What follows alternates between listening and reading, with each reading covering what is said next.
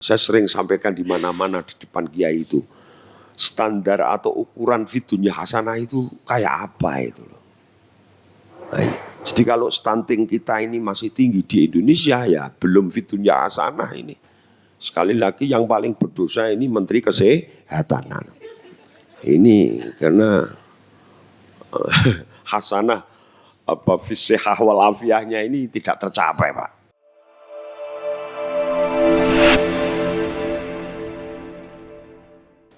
Assalamualaikum warahmatullahi wabarakatuh. Alhamdulillahilladzi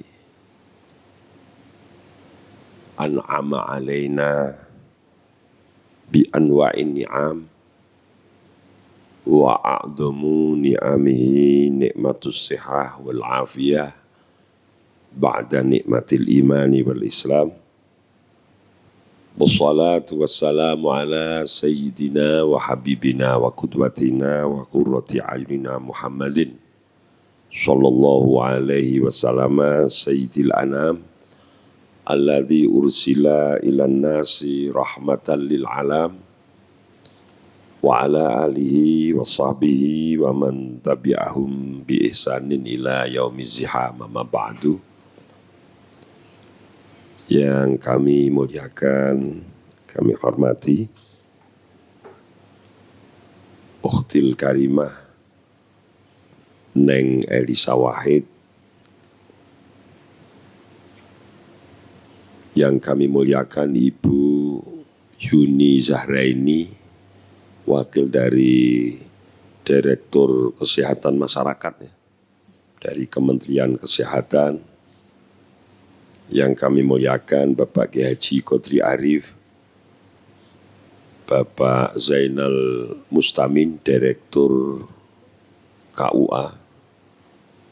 Beliau kalau urusan-urusan ini pernikahan berhubungan dengan beliau. Jadi yang kepingin nikah lagi lapor.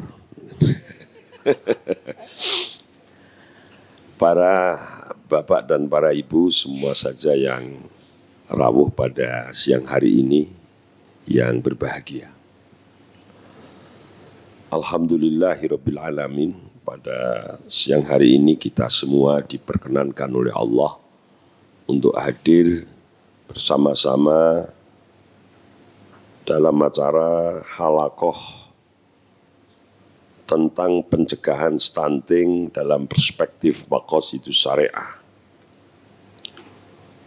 Semoga halaqah kita pada siang hari ini dan nanti seterusnya selalu mendapatkan keputusan-keputusan atau pencerahan-pencerahan yang bermanfaat bagi kita semua, bagi bangsa Indonesia tentu saja. Shalawat salam selalu kita sanjungkan untuk junjungan kita Nabi Muhammad sallallahu alaihi wasallam, imam, panutan dan pemimpin kita semua. Bapak Ibu yang kami muliakan, kalau kita berbicara tentang stunting yang tadi sudah diaturkan banyak oleh Neng Elisa, ini sebenarnya juga kita berbicara tentang manusia. Karena awal kehidupan, awal manusia itu dimulai dari proses janin sampai dia menjadi bayi lahir dan kemudian tumbuh dan berkembang. Sehingga kalau kita membahas tentang stunting ini tentu kaitannya banyak sekali, Pak. Menyangkut dengan ketahanan pangan, kondisivitas masyarakat, ya, tentang keamanan, banyak sekali. Karena memang yang kita bahas ini kan anak-anak yang sedang berkembang atau tumbuh. Stunting seperti yang dipahami tadi adalah karena akibat dari kekurangan gizi yang kronis yang berakibat terganggunya perkembangan fisik, psikologi anak, daya pikir lemah, produktivitas dan kualitas sumber dayanya tidak hanya menurun bahkan hilang. Ini yang sangat memprihatinkan. Sementara kalau kita melihat Indonesia yang konon negeri yang subur makmur, gemah ripah loh jinawi, tapi ternyata angka stuntingnya ini masih tinggi. Ini yang keliru di mana itu, Pak? Yang salah siapa dan yang keliru di mana? Itu. Ternyata kalau kita teliti, ya tentu kita salah semua dan keliru semua nampaknya. Sebab kalau kita berbicara siapa yang paling bertanggung jawab untuk menjaga, untuk mempertahankan, mengupayakan, menjaga dan mempertahankan kesehatan masyarakat itu pemerintah. Ini tanggung jawab negara yang dalam hal ini negara ini ada pemerintahan, yaitu pemerintah, dan pemerintah dalam hal ini yang paling bertanggung jawab adalah Menteri Kesehatan. Sehingga kalau stunting masih tinggi itu yang paling banyak dosanya itu pemerintah, Pak. Paling banyak. Dan pemerintah di sini adalah dinas atau Kementerian Kesehatan. Itu dosanya tumpuk-tumpuk ini kalau stuntingnya masih tinggi ini, Pak. Kalau kita ini kan hanya membantu ya. Bagaimana program-program pemerintah dalam menanggulangi stunting ini yang masih tinggi. Jadi Neng Elisa menyampaikan yang konon Jawa subur makmur ini kok tinggi, apa ini? Ya saya pikir karena perhatian atau mungkin dalam hal ini dari Menteri Kesehatan kurang memberikan perhatian, memberikan bantuan penanganan sehingga semua tidak berjalan sebagaimana yang diharapkan. Bapak Ibu yang kami muliakan, dalam konteks maqasidus syariah atau dalam konteks syariah itu salah satu upaya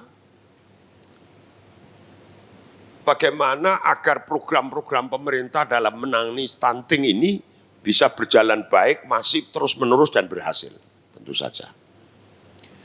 Nah, kalau kita berbicara ini dalam konteks perspektif maqasidus syariah itu ya memang menangani masalah-masalah kemanusiaan itu bagian yang paling inti dari maqasidus syariah itu sendiri. Maqasid itu kan berangkat dari lafal maksud. Maksud itu sesuatu yang ingin dituju, yang kemudian dijamakkan menjadi maqasid. Kalau maksud itu mufrad, kalau maqasid itu jamak. Syariah itu hukum-hukum Allah yang harus berjalan dalam rangka untuk mencapai kemaslahatan manusia fid dini wa dunya wal akhirah. Itu syariat. Mencapai kebaikan, kemaslahatan, kebahagiaan, sesuatu yang yang ideal begitu. Itu syariat. Tujuan syariat itu adalah bagaimana hukum-hukum agama ini berjalan agar manusia itu mencapai kondisi yang ideal. Ideal fid dunya dan ideal fil akhirah. Itu maqasid syariah di mana Allah mengutus Nabi Muhammad menurunkan wahyu Al-Quran, kemudian oleh Rasulullah diterjemahkan, kemudian muncul al-ahadis atau muncul yang disebut sunnah Rasul. Itu tujuan paling utama ya di situ. Ya, kebahagiaan manusia atau kondisi manusia yang ideal fid dunya wal akhirah. Sehingga syariat ini diturunkan ini tentu ada maqasidnya, ada tujuan-tujuannya. Kenapa ini diterapkan? Kenapa hukum ini disyariatkan? Nah, kita sudah kalau dari keluarga NU atau pengurus NU atau masyarakat NU itu tentang maqasidus syariah itu sesuatu yang sudah tidak asing, Pak, di kuping itu, di telinga kita itu, karena kita sering mendengar itu. Maqasidus syariah dari tinjauan para ulama, para mujtahid itu ada tiga. Ya. Kalau dilihat dari sudut pandang kebutuhan dan tingkatannya maqasid. Yang pertama adalah maqasid ad-daruriyat, yaitu kemaslahatan, keinginan atau maksud hukum diterapkan untuk mencapai kemaslahatan yang mutlak diperlukan. untuk menegakkan keselarasan hidup dalam beragama dan untuk mencapai kebahagiaan hidup di akhirat. Itu maqasid daruriyat. Artinya sesuatu yang tidak bisa ditinggal, Pak. Sesuatu yang niscaya. Dalam rangka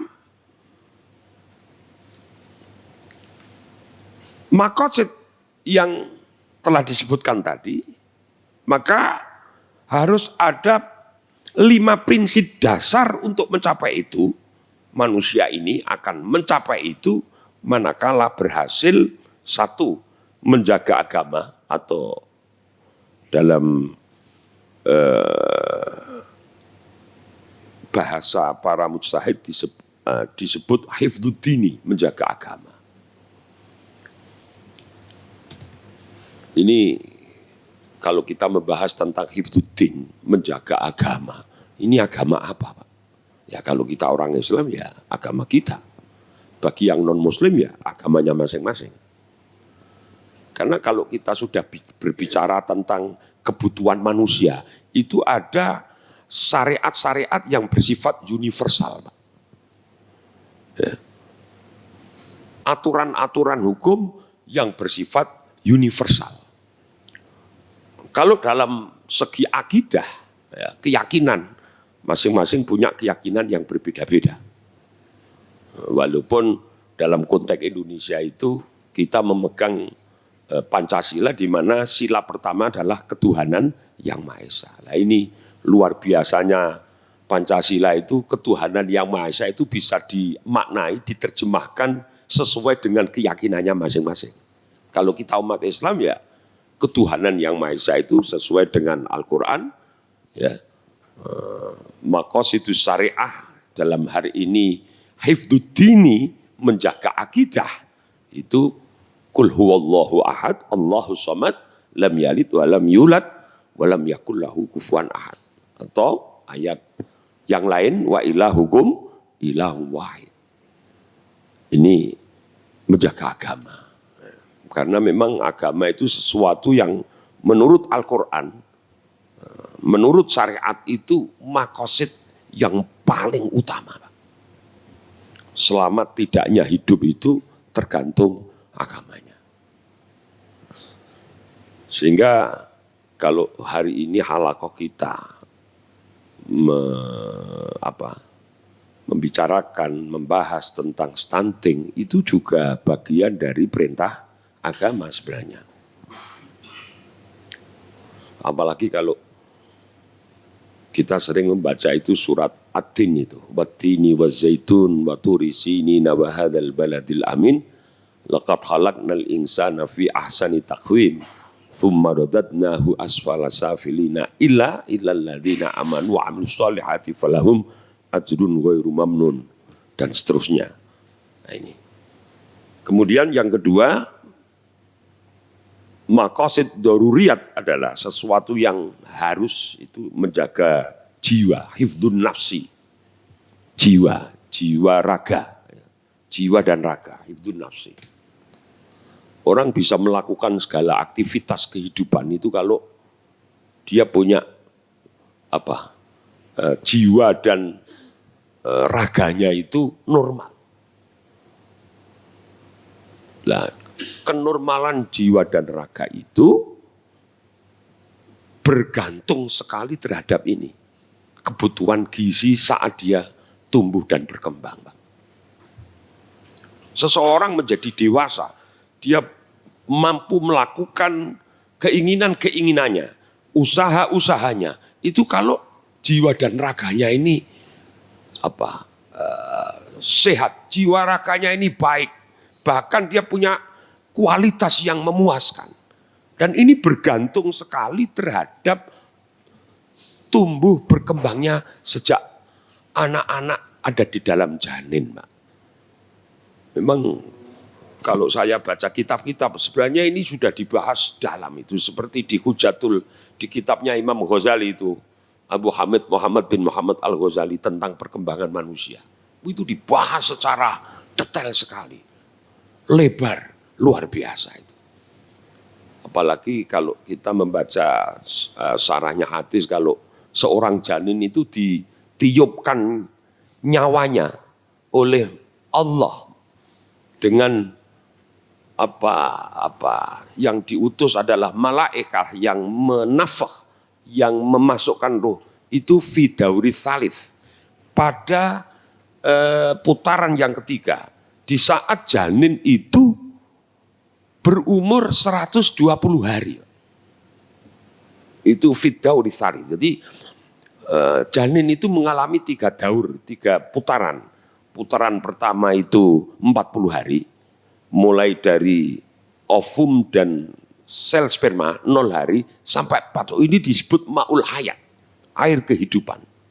Nah, kalau kualitas ovum dan sel sperma ini sudah tidak baik, ya tentu harapan berikutnya ini kalau tidak ditangani dengan baik, ya, tidak diberikan solusi-solusi, maka akibatnya nanti akan menjadi anak sering kita sebut idiot. Apalagi kalau ini dikaitkan ini, Pak. Fal yang durul insanu mimma khuliqa mimma indafi. Ini tidak sering dibahas, Neng Elisa. Fal yang durul insanu mimma khuliq. Lihatlah manusia itu dia dari apa diciptakan. Fal yang durul insanu mimma khuliqa mimma indafi. Manusia itu diciptakan dari apa? Air yang muncrat. Muncrat itu apa, Pak? Muncrat itu. Mimma indafik. Jadi semakin muncratnya baik, itu semakin baik kualitasnya. Nah, ini penting ini bagi yang belum bikin ini. Ini perlu jadi catatan oleh Bapak Direktur KUA ini. Mimma indafik itu. Kalau airnya itu kok lemes, tidak dafik, ya nanti bisa-bisa jadi idiot itu anak. Hasil janin itu idiot. Mimma indafik. Lah muncrat dafik itu harus yang berkualitas. Kualitas itu tentu hubungannya dengan banyak hal, termasuk apa yang dikonsumsi, seberapa kualitas yang dikonsumsi, sehingga kaitannya dengan kulu min thayyibati ma razaqnakum.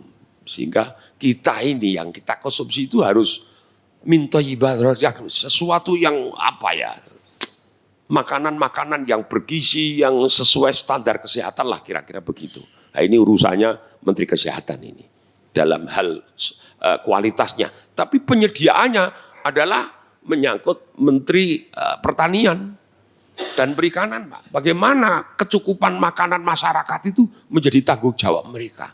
Ini panjang sekali karena kita memang bicara tentang manusia itu sendiri. Bapak Ibu yang kami muliakan, sehingga bagaimana hifdun nafsi itu bisa tercapai kalau apa yang kita upayakan menyangkut kualitas makanan yang kita konsumsi itu sesuai dengan standar kesehatan, terpenuhi gizi itu. Ini sejak kecil. Kemudian maqasid yang selanjutnya adalah hifdul akli. Ya, ini penting ini, Pak. Akli orang cerdas atau tidak cerdas itu kan tergantung akalnya. Masyarakat maju, negara itu maju, itu bergantung dengan kualitas sumber daya manusianya. Sumber daya manusia itu bergantung terhadap kualitas ilmu mereka, pendidikan mereka. Ilmu pendidikan mereka itu tergantung seberapa kekuatan kecerdasan akal mereka. Di sini. Sehingga ini menjadi maqasidus syariah. Sebab apa? Sebab Al-Quran itu diturunkan kepada Nabi Muhammad, diajarkan itu untuk mencapai masyarakat yang ideal tadi. Sehingga membutuhkan akal yang baik. Sehingga Quran diturunkan, salah satu maqasidnya bagaimana kita manusia ini diciptakan oleh Allah itu berupaya keras agar masyarakat kita, generasi kita menjadi generasi-generasi yang cerdas, yang pinter gitu, untuk menerima perkembangan ilmu dan teknologi. Saya sendiri sering berpikir, Pak, kenapa ya? Kalau kita berbicara tentang perkembangan ilmu teknologi itu selalu mereka. Nggak tahu apakah karena memang umat Islam ini kurang memberikan perhatian karena menganggap ini urusan-urusan dunia. Ya. Tentang perkembangan apapun lah, teknologi informasi dan teknologi apapun, teknologi kapal terbang, teknologi otomotif, teknologi yang lain, alat-alat transportasi. Kenapa Islam selalu di belakang kedahuluan mereka? Saya sering berpikir, apakah umat Islam itu tidak terlalu memperhatikan itu sejak dulu? Kita memang diajarkan, khususnya di Indonesia itu, salah satu ajaran tasawuf itu tidak boleh terlalu memikirkan dunia ini. Lebih ke akhirat, karena dunia itu sebentar sekali, Pak. Itu ajaran para guru kita begitu. Dunia itu lahdoh, hanya sebentar. Wal akhirat itu abadi, abadan itu. Sehingga kurang memperhatikan tentang ilmu pengetahuan. Padahal kebaikan akhirat secara umum itu didahului oleh kebaikan di dunia ini. Doa kita itu kan Robbana atina fid dunya hasanah. Saya sering sampaikan di mana-mana di depan kiai itu. Standar atau ukuran fid dunya hasanah itu kayak apa itu loh. Nah ini. Jadi kalau stunting kita ini masih tinggi di Indonesia, ya belum fid dunya hasanah ini. Sekali lagi yang paling berdosa ini Menteri Kesehatan.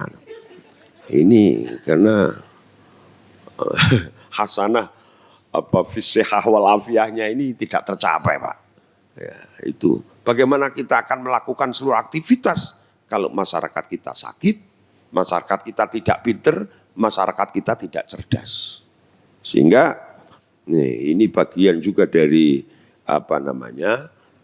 perhatian kita agar bagaimana generasi selanjutnya nanti menjadi generasi yang pinter, cerdas, berani atau mampu menghadapi tantangan kehidupan pada zaman yang akan datang. Itu hifdzul akli. Kemudian hifdzul nasl. Nah, ini lebih spesifik itu. Hifdzul nasli ini lebih spesifik, menjaga keturunan. Ini stunting itu lebih spesifik. Tapi sebenarnya terkait semua sejak hifdzuddin tadi. Tapi khusus ini. Sehingga menjaga keturunan. Dulu waktu awal pemerintah Bapak Soeharto menerapkan tentang KB karena kekhawatiran angka natalitas di Indonesia itu tinggi, maka beliau menerapkan atau membuat kebijakan tentang keluarga berencana dalam arti dibatasi keturunannya cukup 2. Itu jadi perdebatan di kalangan para alim, para kiai, perdebatan yang sengit karena ini menyangkut hifdzun nasli ini, Pak. Sehingga ada fatwa yang keras sekali, haram. Dengan cara apapun, melalui alat kontrasepsi apapun, baik itu susuk, spiral, apalagi sampai pada tubektomi, vasektomi, itu hukumnya haram. Tapi ada fatwa yang agak lunak, sepanjang untuk menjaga jarak kelahiran, itu masih diperbolehkan, Pak. Kalau vasektomi dan tubektomi, tidak ada alasan kesehatan yang sifatnya daruriyat tadi, ya, alasan kesehatan yang ini harus dilakukan, ini tidak boleh vasektomi dan tubektomi itu dalam keadaan normal. Tapi dalam keadaan tertentu seorang ibu yang memang oleh dokter tidak boleh melahirkan lagi karena akan membahayakan salah satunya, maka kemudian diperbolehkan mengambil, kalau perempuan itu vasek ya, tubek. Boleh melakukan tubektomi melalui operasi tubektomi. Itu pada keadaan yang sudah tidak mungkin menurut ahli. Dalam hal ini tentu dokter yang ahli tentang kandungan. Jadi kira-kira kalau dia mengandung lagi itu membahayakan baik di antara ibu atau anaknya atau kedua-duanya. Ini boleh melakukan tubektomi. Ya, kalau laki-laki, kalau kira-kira kok ini spermanya sudah tidak berkualitas atau bahkan dia kena radiasi nuklir umpamanya atau atom kira-kira itu. Kalau nanti dia lahir akan terjadi mutasi genetik, itu haram. Apa? Boleh. Itu vasektomi. Kira-kira gitu. Tapi juga yang menentukan ahli. Ini ada seorang laki-laki, dia kawin dengan orangnya yang dulu kena radiasi nuklir di Chernobyl kira-kira gitu. Kalau dia pulang ke Indonesia, kawin dengan Indonesia, kemudian spermanya ini sel spermatozoanya ini kena radiasi, kalau dia berhubungan dengan istri, kemudian janinnya akan bermasalah atau bahkan terjadi mutasi genetik, itu bisa pada tingkat tidak berboleh berhubungan. Kalau kepaksa hubungan harus diputus dulu melalui proses apa tadi? Vasektomi. Enggak tahu kok namanya vasek gitu loh ya. Vasektomi itu dari oh begitu ya salurannya. Sebab vasek itu bahasa Arabnya berbeda itu. Hum fasikun, nah ini yang berbahaya. Enggak kok kebetulan aja gitu. Kacau ini. Jadi enggak tahu. Ini tentang ini hifdun nasl tadi Pak. Sehingga dalam konteks ini maka memang insya Allah program pencegahan stunting ini kalau dalam hal sosialisasi kepada masyarakat Indonesia, apalagi tadi sudah diaturkan oleh Neng Elisa bahwa masyarakat kita ini masyarakat agamis, tentu melalui perspektif agamanya masing-masing. Dalam kita sebagai orang mukmin muslim ya perspektif syariah, maqasid syariah ini insya Allah akan mendapatkan sambutan masyarakat, akan mendapatkan dukungan para tokoh, para alim, para kiai. Sebab memang selama ini kalau kita amati banyak kiai itu yang tidak tahu apa itu stunting. Ya maklum saja karena definisi stunting saja juga masih simpang siur Pak. Orang mengatakan stunting itu cebol. Padahal banyak orang yang gizinya banyak tetap cebol. Contohnya apa? Ateng dulu Pak. Dulu kan ada itu pelawak, kalau masa muda saya itu ada Ishak, Ateng, Ishak, terus siapa lagi itu? Bagio itu. Itu Ateng itu kalau gizinya kan sudah lebih-lebih lah. Mungkin cebol bukan karena stunting, tapi karena faktor genetik. Itu. Yang kedua, bukan karena kekurangan gizi, stunting itu, cebol itu, karena memang masyarakatnya itu keturunannya cebol-cebol Pak. Apalagi kalau kita baca hadis Rasul itu mulai Nabi Adam sampai generasi manusia itu sejak Nabi Adam kan terus menurun itu. Baik dari kalau saya baca itu para ba'du ulama ilmu hadis itu fitul di dalam tinggi pendeknya manusia itu terus menurun. Kita ini enggak tahu generasi Nabi Adam. Nabi Adam itu saya sering menerangkan kepada anak-anak kira-kira tinggi Nabi Adam itu paling pendek itu 120 meter. Itu kalau ini gedung lantai hotel itu berapa itu kalau satu lantai sampai lantai pertama itu 4 meter itu kalau 120 meter berapa lantai itu Pak? Oh tinggi sekali. Dulu konon namanya tanaman padi saat itu sama dengan tanaman kelapa. Saat itu padi itu kelapa hari ini Pak. Itu diriwayatkan. Sehingga kalau kita sering menemukan para arkeolog ya membaca penemuan Pak Halek, ini makhluk-makhluk dinosaurus ya memang begitu. Begitu adanya. Tapi setiap generasi itu turun itu. Itu fituli wal jamali itu. Jadi sekali lagi bahwa ternyata stunting itu tidak bisa kemudian dimaknai cebol atau pendek, itu nggak bisa Pak. Banyak, memang itu tadi faktornya banyak itu. Karena memang manusia itu setiap kurun waktu itu berkurang. Fituli wal jabali itu disebut begitu. Jadi orang dulu itu ganteng-ganteng Pak. Tapi jangan khawatir kalau orang Islam ya, rijalul muslimin itu besok di surga itu suratuhum kasurati abihim itu. Fi surati rajulin wahidin itu. seperti Nabiullah Adam alaihissalam. Saya nggak bisa membayangkan kayak apa gantengnya beliau itu. Kalau para perempuan juga fisurati ummihin, ibunya, Ibu Hawa alaihissalam itu.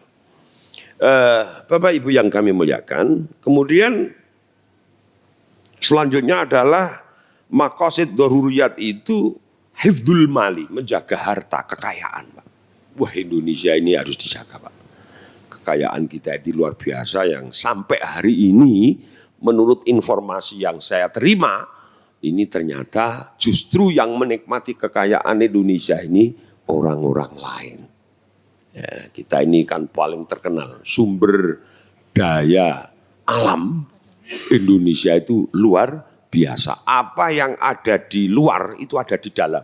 Di sini, apa yang ada di sini tidak mesti ada di sana.